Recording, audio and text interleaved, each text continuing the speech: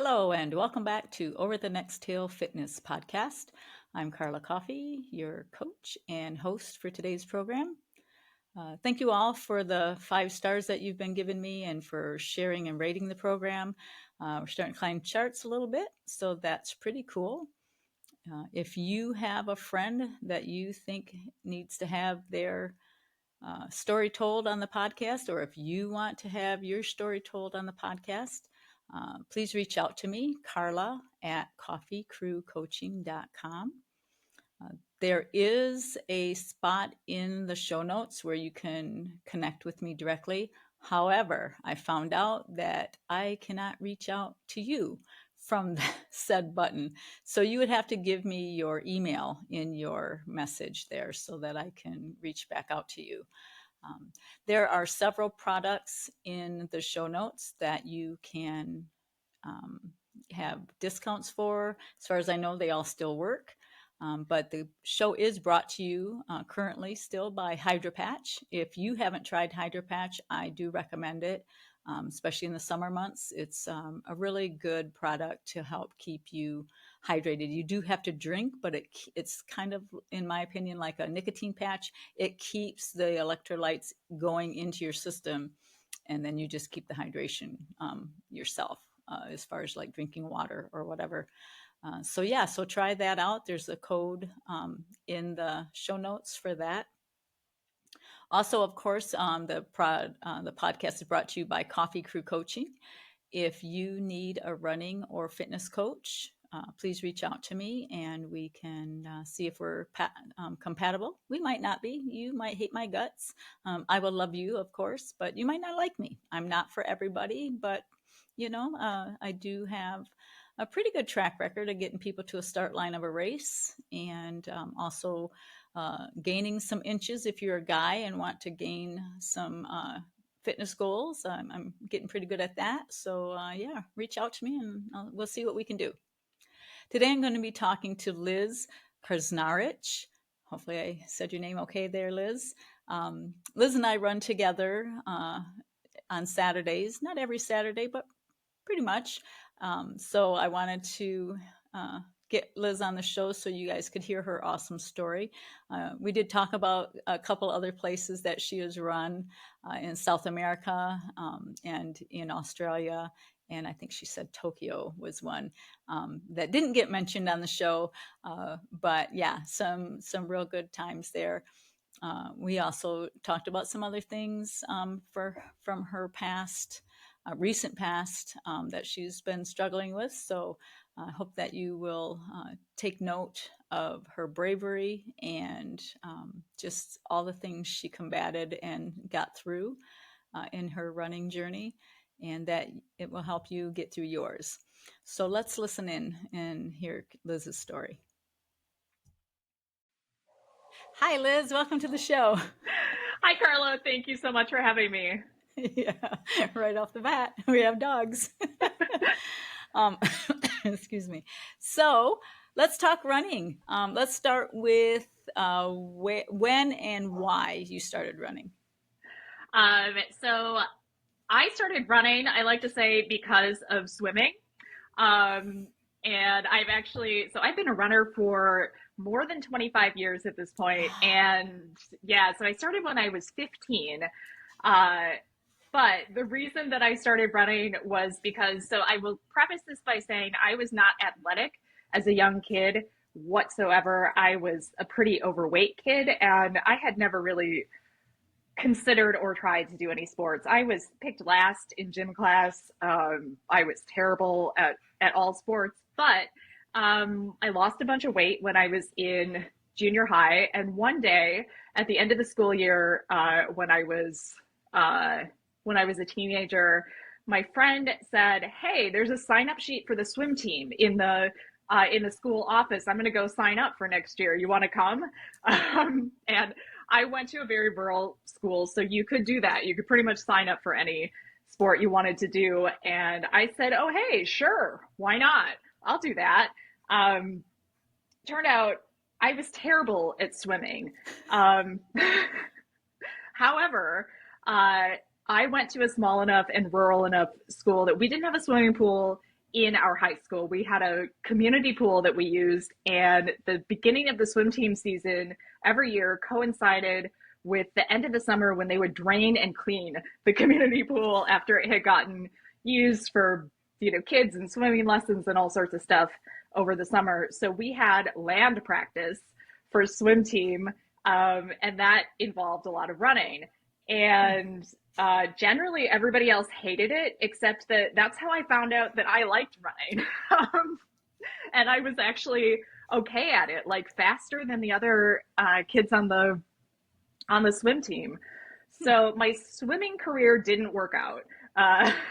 I gave it a shot, but after a year of swim team, I joined the track team, and then I joined the cross country team.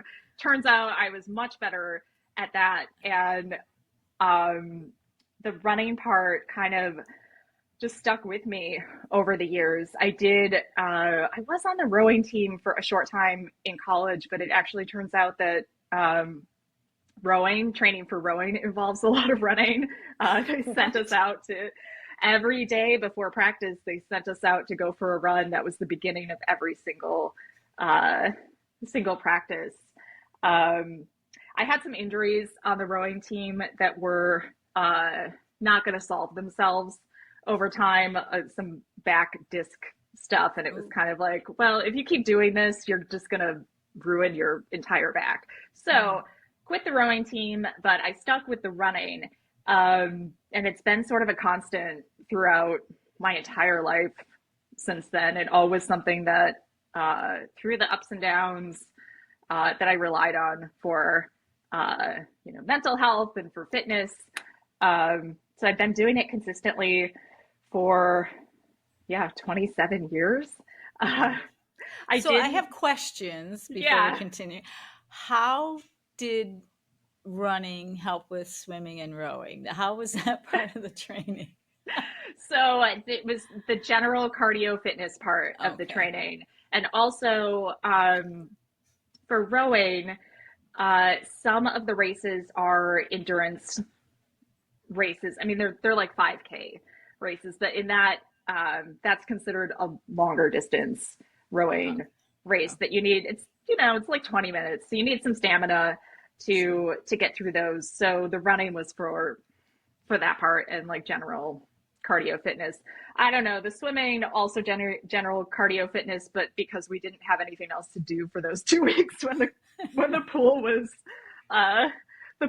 closed, and it was easy, cheap, and kept us in shape for the swimming coach to say, hey, go run. We had to run 1.5 mile repeats for like 2 hours. Wow.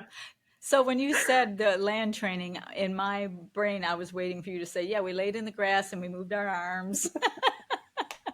So I'm glad to see it wasn't quite that bad. No, it wasn't quite that. No, although we did. So the other component, so we would do this land training, and then a couple of times during that cleaning week, they would take us out to this really disgusting pond and have us practice swim strokes there. We didn't have to stay in there for very long because it was kind of, there weren't lanes, there weren't walls to push off of to practice turning. It was, full of frogs and fish and leeches, and it was very murky. So we did have to go through the motions in addition to our running for our cardio training. Wow. All right. So fast forward out of college, did you do any track and stuff in college, or was it just the rowing and then you just did running on the side? It was just the rowing and the running on the side. So I went to UW-Madison, and, that's elite for cross country and track. And I was okay, but not ever going to be elite. So I did do some races, shorter distance ones. And then I think I did my first half marathon when I was right out of college. It was my first dipping my toes into longer distances, because I pretty much topped out when I was in college at like 10K, and didn't really think about doing too much beyond that. Mm-hmm. So what is your favorite distance? I do really like running half marathons. Yeah. I think that is a great distance. I've done lots and lots and lots of them. I took a break in my 20s because I didn't have any money at all for for anything. Not from Right. running. I still was running in the oldest, shabbiest clothes and shoes that I still had from college, but no money for races. Um, but once I hit my 30s and had some disposable income, then I started signing up for lots more half marathons. Um, I do like to get up into longer distances. I don't know if I love the marathon racing distance, but I do like the challenge of some of the training distances. Yeah. How many marathons have you done? So I've actually only finished one official marathon. Oh, I've done two 20-mile races, okay. uh, and a couple of unofficial marathons, and I've trained for like four marathons. But the last few marathons I trained for were a series of just like comedy of error uh, kinds of kinds of events. Like one, I trained for the whole thing, and then I was running in the dark uh, down a hill, and I tripped over a sidewalk crack like Oh, 2 weeks before the race, oh, and just shredded up my hamstring. So that was a no yeah. go. The last one that I had fully trained for, I got COVID the week of the race, Oh, and I was very down, yeah. pretty sick. And that was the first time I had had it. It was like 3 years into the the Oh, wow. pandemic. Yeah, it was Okay. 2023, so Wow. we were well past when most people had it, and it just was Right. horrible, Yeah. And horrible now, how many timing. marathon or half marathons have you done? Lots? Uh, Lots. I think it's in the 20s. Great. Um, Yeah. Too high to count. Yeah. Um, but I've done lots of those, and those um, I've done, a few in different states and some in different countries. So Oh, that's wow. the most that I've traveled around to do. I traveled a lot for work in my 30s, so I did a couple of races in different locations that I was traveling to, You and just have happened to run. be there and did them. Yeah, yep. I've done actually quite a bit of running in other countries, which is one of my favorite things to do. To go on like a 10 or more mile run around a city or an area just to get a real good non-tourist view of the place. Um, so that's Very been a lot cool. of fun. That's my other favorite thing to do is 10 plus miles in a new place. Yeah. That sounds fantastic. What's the most like this was my favorite spot, my favorite country to run in? Do you have one that I mean, just always sticks out in your mind? So this is not necessarily because it's the most beautiful country or the beautiful location ever, but I happened to go to Prague in the Czech Republic twice for a week at a time, and I did some really nice runs along the river in Prague, and there were some kind of magical things about it. It can be really super touristy and crowded, especially in the high touristy season. But if you go there at 6 o'clock in the morning and you're running alongside the river, it's empty. And you can go run up these cobblestones to the castle, and it's basically all to yourself. Um, you can see the famous bridge views. And the really interesting thing is that you see stuff you don't see during the day. Like it's really popular for couples from some Asian countries to get their wedding photos taken in front of a famous like castle Hmm. location. They tend to do it really early in the morning, so you don't see it if you're out and about during the regular business hours. But every single day, I'd see these couples dressed up in wedding garb on the bridges in Prague, getting their photos taken in front of the castle. So it would be like the photographers and these couples, and then me running through their through their wedding photos. So uh, I'm kind of curious to see if I showed up in anybody's photos. But that was a really it's a really kind of magical experience. And then also so Prague is a place where younger people stay out to party all night long. And there's some interesting things that happen when you running at 6 a.m. intersect with the people leaving the clubs in the morning.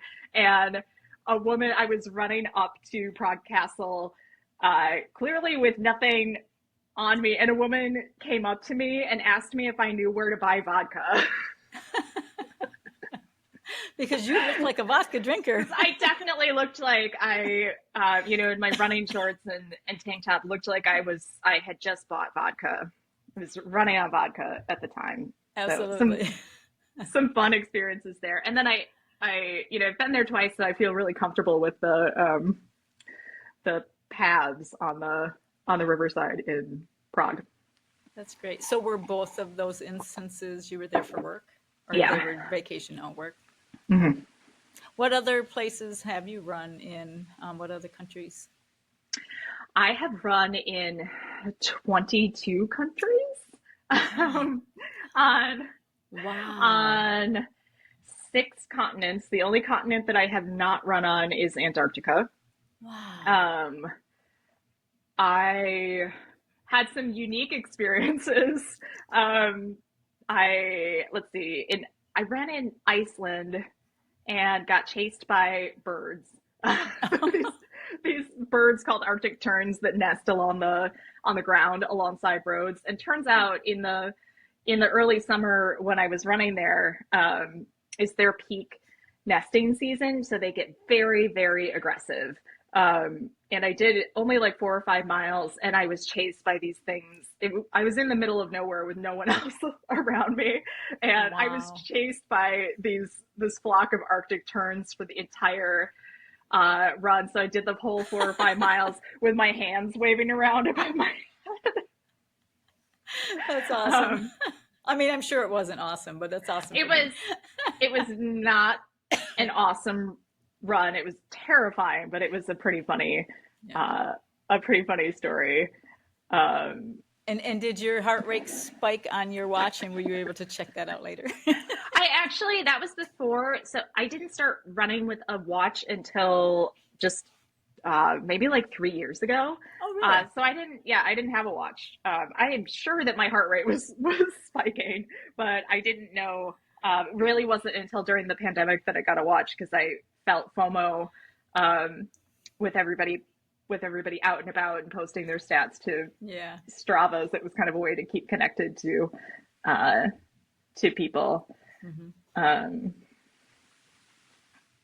I think other most terrifying experience was I was in Sweden, kind of in just outside of Stockholm, and somebody gave me directions to go run somewhere through the woods, because they have right of way where there are paths that go through private property, but there's public right of way through the private property. I'm not very good with directions. And that's how I ended up running down the side of a Swedish highway that I was very clearly not supposed to be on. And I couldn't read any of the signs because they're in Swedish. So I just, ran down the side of a highway until I could find somewhere to turn back around to where I came from. So I've learned over time, pro tips for running in other countries. Do out and back for one thing. Look for paths and run along bodies of water, because you can't get too far wrong if you keep the body of water on one side of you and then turn around and keep the body of water on the other side of you. Do not do loops or complicated routes in Good any advice. other country. And having run with you before, I can testify that you are indeed bad with directions. Mm-hmm. Terrible. But it's fun that way. So tell us about like where you are now in your running journey, based on some recent things that have happened in your life.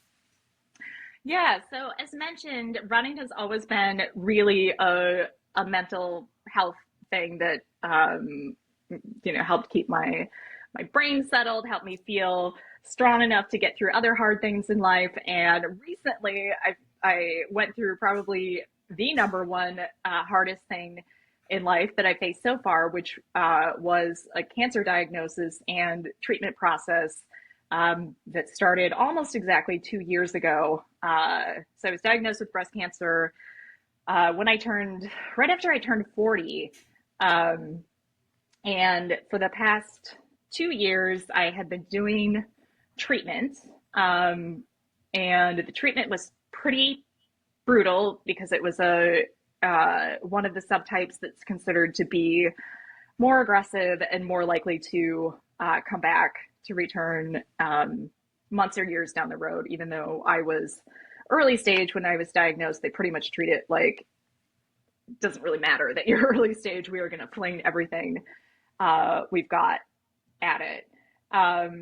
So that was a really, I would say, interesting experience as far as running goes. I don't think I would have been able uh, to get through all of it as well as I did if I didn't have that to rely on. Although I couldn't run through the entire treatment process. Um, so, I mean, starting out just from the diagnosis stage, I mean, it was totally a surprise because it doesn't run in my family, and I don't have any significant health problems, so it was not on my radar at all, and it was just so shocking to get that. So right away from diagnosis, I really used running as an outlet for all of those emotions. There were days early on when I would just be like sobbing, running down the bike path. But that was one of the few things that I could do that made me feel kind of normal, but also like a release. Because what else can you do, especially when you're in the phase where you're going through a lot of testing, you've had a diagnosis, but you don't know what your treatment plan is going to look like yet. There's usually about a month in that period, and it's so frustrating and scary. Like, well, I don't have anything else I can do except for I can go running. So it started out just using it as a way to get through that period. And then, as it turns out, with the specific subtype I had chemo right away. It's one of the types where you get chemo and then you have surgery and further treatment. And that was an interesting process. I started out with the idea that I was going to keep running, all the things that people say about chemo be damned. I've run marathons before. I know my body, and I'm just going to, mind over matter. And I did okay the first couple of months. I had, I think, 4 months of chemo that I got every 3 weeks. And I kept up with running for a couple of months. And then I was humbled by the experience, we'll say. So firstly, I think that having had a background of training for marathons is actually really good preparation for a difficult and uncomfortable health challenge. Like, I mean, chemo's horrible. I wouldn't wish it on anyone. It's just this, I mean, it's like doing a 20-mile run and having COVID for 1 week out of every 3 weeks for 4 solid months. And it just wears you down. You have all sorts of weird side effects.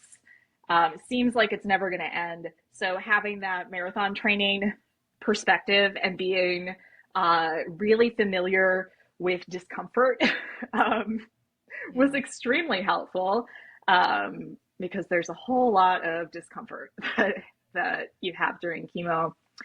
I guess the flip side of that, especially during chemo and having not had any significant health issues in the past and being a marathon runner, was I did not, I was used to this mind over matter perspective that, like, whatever happens, I know my body, I can push it through and keep going, give it some water, give it some fuel, and keep going. And that sort of broke down about in the middle of chemo, because I found out real hard that there are physiological changes taking place when you're on those sorts of drugs that all of your marathon runner tricks can't overcome.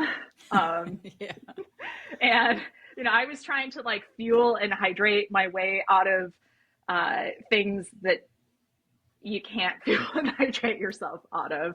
Um, and there's not a blueprint. You ask your doctors for, or I asked my doctors for advice about running during chemo, and they just looked at me like I had three heads. And they were like, Right. "Well, no Why are one you asked, running? right? Right. Like we don't know. No one asked us that before. Right. No one studies it. And ultimately, so what happened after the first couple of rounds? So your red blood cell counts the number of red blood cells that carry oxygen in your bloodstream drops a little bit over each round of chemo, and it takes red blood cells longer than the time between each chemo round to regenerate. So you just keep dropping further and further down, and that means your body can't push oxygen and nutrients out to your muscles very well, and you feel it. It feels like when you run low on, like really low on fuel, but you can't feel your way out of it. There's nothing, you just physically do not have red blood cells. Makes your heart So, rate spike. yeah. So some of us have hit the wall, as you're Mm-hmm. saying, right?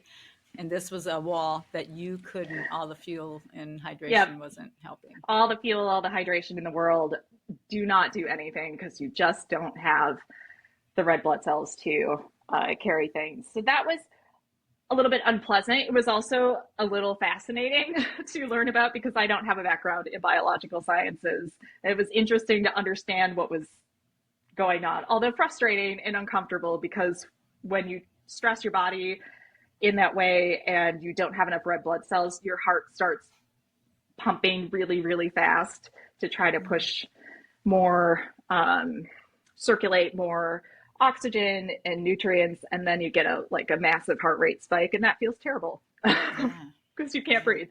Um, Plus, the other thing that happens physiologically is that chemo damages your digestive system because it targets cells that are growing and dying quickly. I mean, mostly it's targeting cell types that have high activity, like they're turning over a lot, which includes skin, everything along your digestive tract. That's why people lose their hair. Those are cells that are growing quickly. And it's really difficult to keep water in.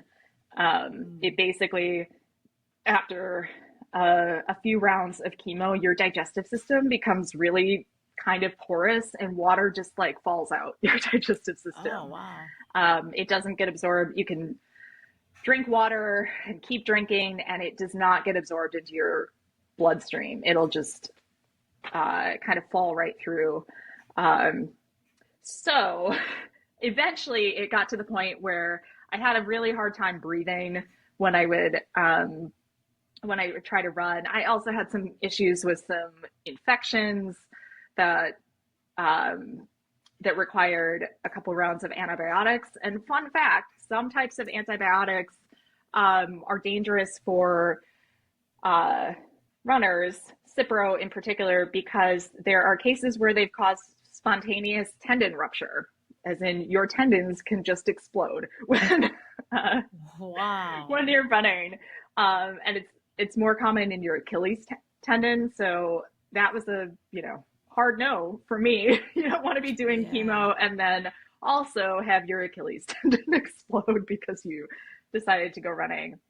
So I had to stop running about halfway through, and that was as much as helpful as running had been. That then became a pretty big challenge because it was such a core component in my life for me, and a thing that made me feel like me. And a cancer diagnosis and chemo makes you feel terrible and look horrible and lose a lot of pieces of yourself. So running was one of those few things that I felt like I had left to hang on to. So when that had to go away, I really, felt kind of unmoored and uncentered. So I had to figure out how to replace that in the meantime. So ultimately, I just started walking the same number of miles I would have run Okay. um, on a given day. Uh, and that, I especially for those Saturday long runs, that was where I really felt lost because that's like an anchor of your Yeah. whole week as a distance runner. So I just started taking 10-mile walks on the weekends. So Um, this wasn't something though that your doctor said no more running. This was something through your research you discovered that it was going to be more beneficial for you to just not run for right now. yeah, it and what happened, I mean, my doctors didn't really give me any hard advice on activity. They tell you, some activity is good, and they don't really know what the what the limits are. I felt for myself, I just started feeling horrible when I was running, and I would get dizzy, and my heart rate would spike too high, and eventually, I realized. So I did. This wasn't actually related to running. It was related to work in a Zoom call. I had to go to the ER one week because I got really dizzy when I was on a work Zoom call and I passed out and I couldn't get up off the floor. Oh no. And so I spent some time in the ER where the very intelligent ER doc said, "Well, your red blood count is really low, and that's what is causing your heart to beat too fast. Also, you're dehydrated even though you're drinking um, a gallon of water a day because your body can't absorb it." So that was a wake up call. It's like, oh, you can't mind over matter this. Um, Right. you can't hydrate yourself out of this. You're probably going to have to give it a rest for a little while. So since I didn't want to spend another 8-hour day in the ER, I decided myself to give the running a rest for the second half of my uh, 4 months of chemo. And so how long were you down from running and just walking? I was down for about 6 months in total. I dabbled. I got back to it a little bit in between. I actually, once I finished chemo, it was kind of miraculous. I mean, after my last dose of chemo, I honestly thought that it was going to take me months to recover. Like I felt horrific at the uh, at the end of it, um, and I wasn't sure what was going to happen with my running and working out. But I think doing, um, maintaining the highest level that I could was really helpful, and it was within. I wasn't back to running within 2 weeks, but I started biking on a stationary bike to get my heart rate used to getting up a little higher than it had been when I was walking. And I would say within 3 to 4 weeks, I was feeling like a real human again. So I started out with biking and some weightlifting. I had also started doing yoga regularly during chemo, which is something that I had never thought um, that I would say or try because I am not a slow down and take a deep breath kind of person. But um, chemo makes your muscles really tight and sore, and I just needed something to do that would help add some movement and help loosen up some of that. So I kept doing that, and I had surgery about 6 weeks after I finished chemo, so I got a few runs in between. It was in the winter, so it was a little bit of a challenging season to start running. But I would do a stationary bike workout, and then as I was getting back into it, I would hop off the bike and go and do like 5 minutes of running, and then 10 minutes, and then 20 minutes of running. Then I had surgery, and I had to take uh, a few weeks off. Um, And then I had radiation treatment, and I did not run through that um, because it's nearly impossible to wear a sports bra comfortably Oh, um, yeah. during that.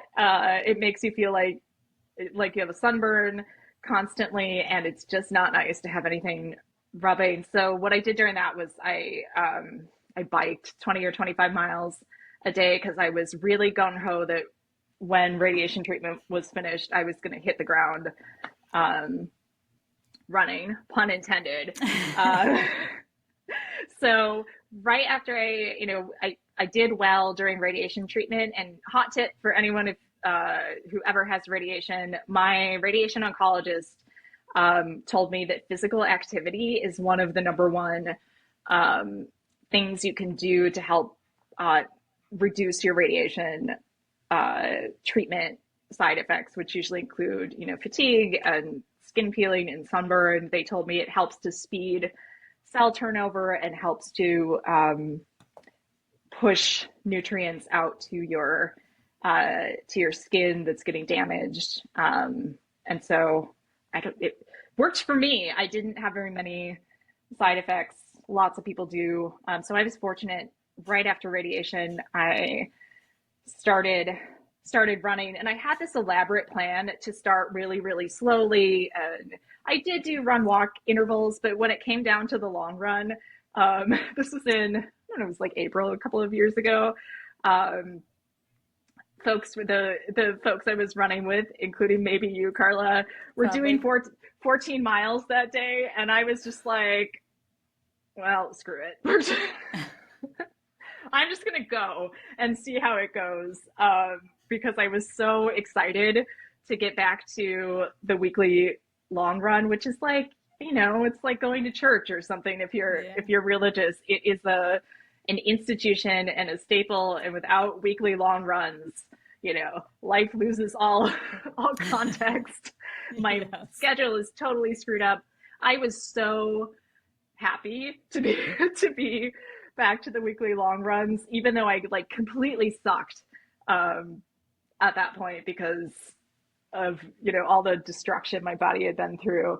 I just hit it, and that was kind of the end of starting back to running slowly. Um, right at the first long run, I was like, "Well, we're doing this now," so we're back. Yeah. So in summary, I took about 6 months off, but I was able to get back fairly quickly, and I credit that in part to finding alternate ways to stay active, Mm-hmm. which I'm glad I did. As I mentioned, I was totally unsure what was going to happen and what to do, and without having much medical advice on it, I really wasn't sure how much to do, because when you think chemo and cancer patient, you have these images of somebody frail with a hat on their head that can't do Right. anything, Yeah. um, and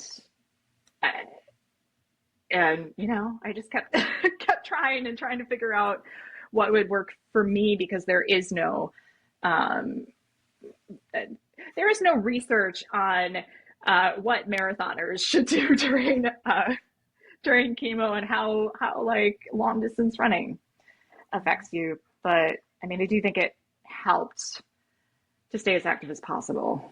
Yeah. And do you think that how fit you were going into that, because you lifted weights prior and you were a runner prior, that really helped you have a pretty solid foundation going in, so that even though it was tearing up your body, you were maybe stronger than the average person who doesn't do those things, and that helped you get through it better? Absolutely. I think it would have been much more difficult um, not having been in quite good physical shape, because it just tears down so much. Mm-hmm. You also, as a runner or an athlete, develop a really good sense of your body. So I think that helps, because you're noticing things about how your body works. And I think this is pretty common of runners. We notice things about how our body is working, and then we try to tweak things to make it work better or to solve some discomfort. So I think that was helpful. On the flip side, things that maybe weren't so helpful about coming in with a really strong, well trained body were being a little uh, overly confident about um, the like the things that are really bad that could be happening that are uncomfortable because we're so well trained to just ignore the discomfort and Yeah. run through it. So Yeah. I did some things that I probably shouldn't have have done that maybe like any normal person who was not a regular. I hesitate to call myself an athlete, but you know, like an athlete You would are. not have even attempted to do. Um, but I mean, overall, I think it was really useful because, as mentioned, like I felt like real garbage by the end of it, and I can't imagine if my body was in a less trained state, how I Yeah. would have felt at that point. It was rough. Yeah. Like in a weaker state, and then you're getting beat up by it would just even make you that much weaker. So yeah, I Exactly. would. Yeah. Plus, you Wow. have these continuing. I mean, breast cancer, especially any type of cancer. One thing that I had to wrap my mind around was it's not like a one and done thing, like you just have surgery and it's gone, or you just do chemo and it's gone. The hits just kind of keep coming. And so you're down from chemo, and then you have to have surgery, and that's another hit. You're not fully recovered from chemo by the time you have surgery. They try to give you a little bit of time. So you just keep taking these hits that knock you down further and further. I had surgery, and then 4 weeks after surgery, I started the radiation treatment. But at the same time, because of the specific subtype I had, I was put on a targeted chemo medication for 9 months. And then I started some hormone suppression uh, drugs. So these things got layered all together. And it was, you know, you think that the chemo part's bad, and it is bad, but then it doesn't end. It's Right. just keep coming. So you have to be able to get back up and keep going through all of that. And it drags on for a really long time, which is the other aspect that having done marathon training was really helpful for, because the length of time for treatment is frustrating.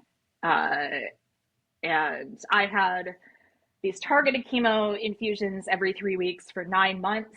And it's just like every 3 weeks, you got to get prepared to be kicked in the butt again. Wow. And it seems like it's never, ever going to end. But that's kind of similar to, you know, a marathon training block where Yeah. you're going to get kicked in the butt by a 16 or 18 or 20-mile run. And then Right. you're going to have to get up and do it again.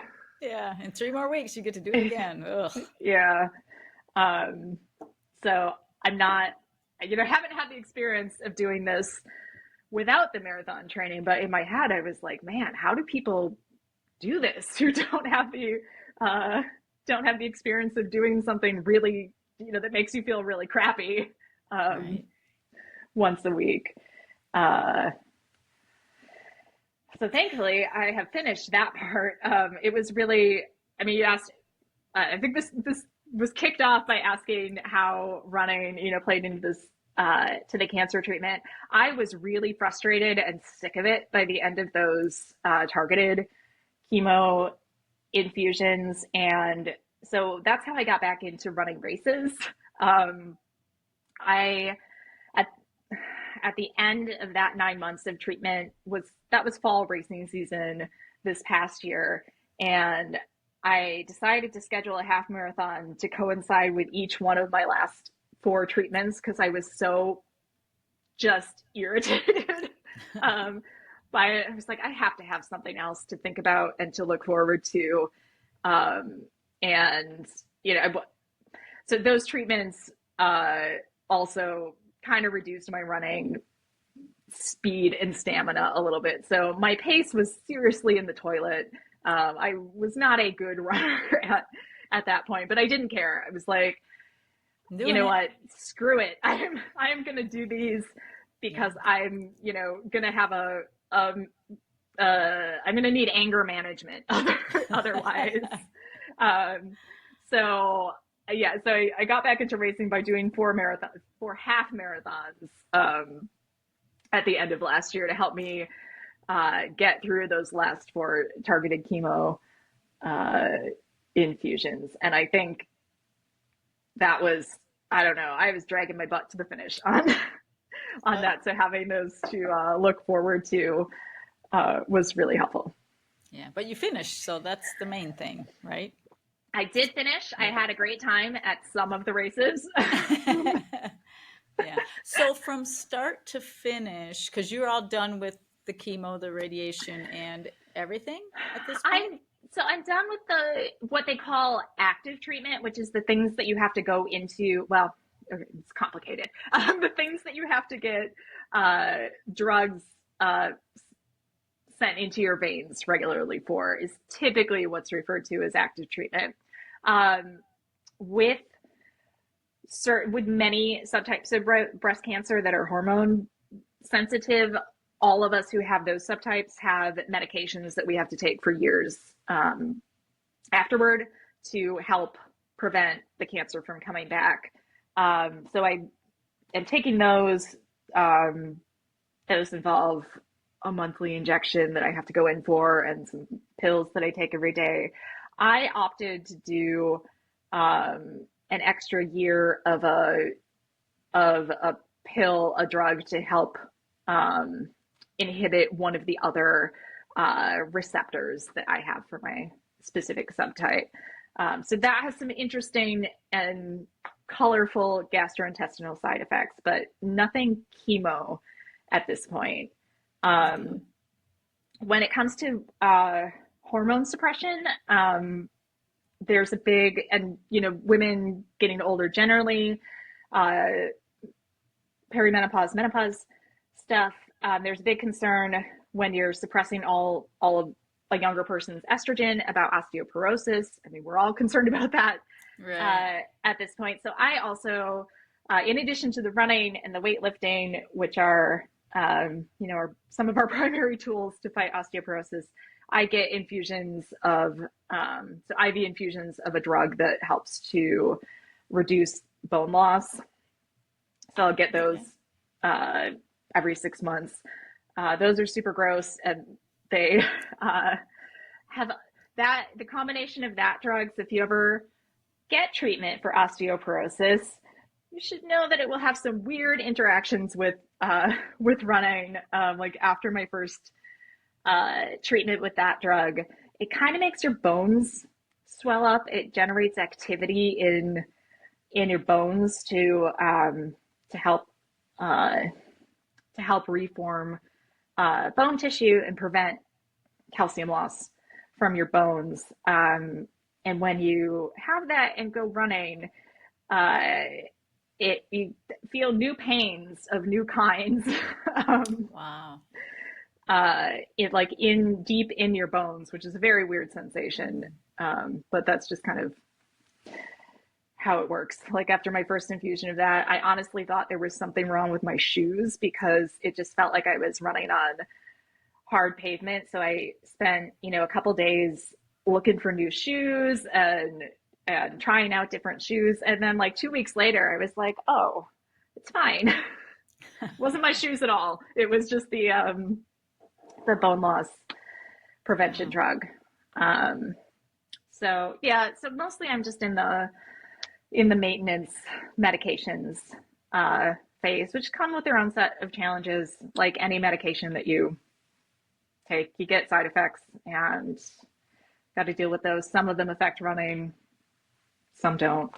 But that's kind of where I'll be for the next 5 to 10 years, Okay. assuming I get the next 5 to 10 years, which I hopefully will. But, Yeah, I'm sure. Yeah, as long as we don't run in any thunderstorms to get struck by lightning like we did today. exactly. We didn't get struck by lightning today, but we definitely ran by some lightning today. Despite So, all my declarations that no one was going to get struck by lightning. yes, and you were right. We did not. Um, so, but currently your cancer is gone. It is gone. Okay. So I get as follow up. So technically, um, as far as breast cancer goes, you are usually considered cancer free after surgery, and then what we have now that is the reason that we've had a lot of advancement in breast cancer treatment, and the reason that everybody is taking all of these extended drugs is to prevent the cancer from coming back.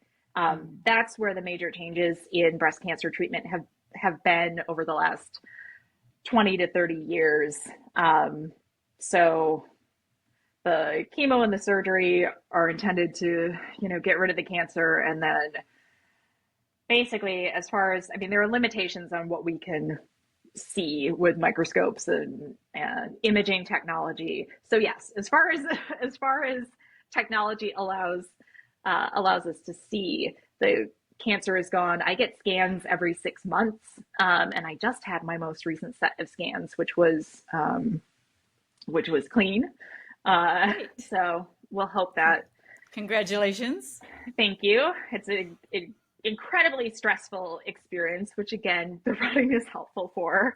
Yeah. Um, because getting those scans and waiting for the results is not fun at all. Right. You gotta run some anxiety out.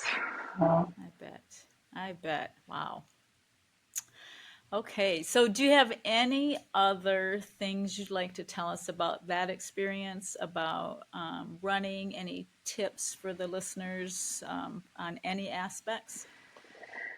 I I think, if you have a, a significant health challenge and you're a runner, it's your mental health is really linked into that activity and some of your sense of self. So it's really critical to find something to help replace the giant hole that running has left as quickly as you can, and to be adaptable to try to fill that hole, because it's going to can cause a significant mental health challenge uh, pretty quickly. So that was one of the things I actually thought about before I started chemo, because I know, like, during the times that I have had injuries, like, I am a grumpy, horrible person. If I can't do my running, I have negative thoughts. So right before I started chemo, I bought a treadmill, even though I hate treadmills. It's like, I don't know what's going to happen. Maybe I won't want to go outside. Maybe I'll need to walk, inside on the treadmill. I want to have this reassurance that I can do something regardless of what happens. So that was important. The other takeaway I have that was interesting from the cancer experience is that I really developed a lot more respect for my body. You learn a lot of things when you go through a significant medical diagnosis, and I never fully appreciated how complex and really delicately balanced all of our bodily processes are, and that you know these when you start when that starts going off the rails, um, bad things happen. Uh, and I think, as far as running goes, I had with the long distance running, especially, um, I kind of have a history of just driving my body into the ground, um, and punishing it and not treating it nicely, and then punishing it again. So that whole experience has helped me to treat my body a little better, um, with running and training. And I know lots of people are already doing this, but I was really bad about nutrition, and kind of haphazard about it, and not very on top of hydration while I was running. Really bad about recovery stuff. I just, do my 20-mile runs, go have a bunch of beers, and eat some crappy food like several hours later. Now I pay a lot more attention to to what I'm doing. Am I am feeling during my long runs, as I you know, it's know. so crazy to hear that. I I am careful about getting nutrition in right after I finish my long run. I am more conscious about the foam rolling and the yoga and all the things that we need to be doing to um, keep ourselves going, because our bodies are amazing, and they deserve to be treated nicely. So I'm reformed, and I'm no longer treating my body like crap through Yay. a marathon cycle. It's also, my body is way too expensive at this point uh, to be treating like crap. Yeah. Treat it like the Lamborghini it is. Exactly. Keep it tuned up. Do all the things, because your body is super amazing. All the tiny little cellular processes that are going on are pretty miraculous, and like keep them running. Yeah. Wow. I like that because I remember when you didn't do those things, and I was like, oh man, I wish she'd drink something, And so now you're on board. It's sad though, you had to go through all that Yeah. crap to figure that out. Well, silver linings at least. Yes. You got to get uh, something out of it. And I did okay for those. I started running marathons when I was, longer distances when I was 35, and I did okay for those 5 years that I was doing a really horrible job of recovery. But I think if I had pushed it, a few more years and up into my, uh, 40s, mid 40s and beyond, I my time would have run out on that. I was running long distances on borrowed time, Yeah. essentially. And now you're still leading the pack. I mean, when it's the five of us running, you're always at the front of the pack, and we're trying to catch you. So it worked for you. You did something right. Yeah, so looking forward to a marathon this fall. Hopefully, I won't trip over a sidewalk and Oh, fall yeah. down Yeah. the Yeah. weeks before the marathon, or get COVID right before the marathon. But Right. I'm really excited to be back into those longer distances. One other like super neat fact, um, about sciencey biology stuff. So I finished that targeted chemo in November of last year. My pace was like real slow, and I was super frustrated, and long runs were really hard. Um, that also was due to a slightly low red blood count. It's like same deal. It drops your red blood count within. It takes 4 to 6 weeks for red blood cells to regenerate. Within those 4 to 6 weeks, my pace dropped back down to a minute faster per mile, Yay. um, without me doing anything at all. It was just the magic of having red blood cells. So yeah, I'm feeling good at this point, and um, hopefully ready to hit it in the fall. Yeah. Yeah. So you got a half first and then the marathon, correct? Half in August. Yeah, already have started the marathon training, and then the full in early October. So looking forward to it, and kind of Yeah.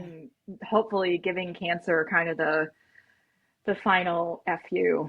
Yeah. The middle finger. Absolutely. Mm-hmm. Both barrels. Yep. Awesome.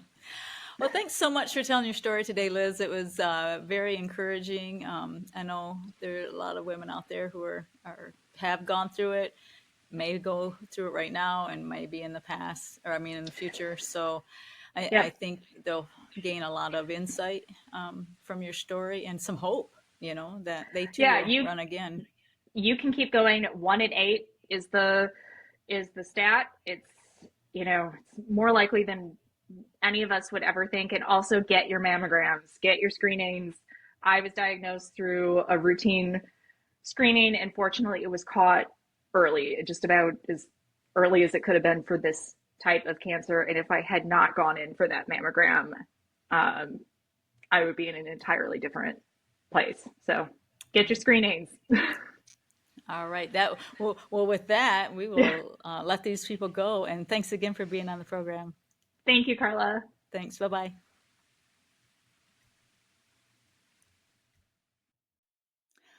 All right. Well, thanks for listening in. I hope you enjoyed that. Please continue to share and rate the program. Follow me on all the socials: Facebook, Coffee Crew Coaching. I'm on Instagram, the same. Share the program with all your friends. And I look forward to hearing any feedback if you'd like to give some. Thanks. Have a good day.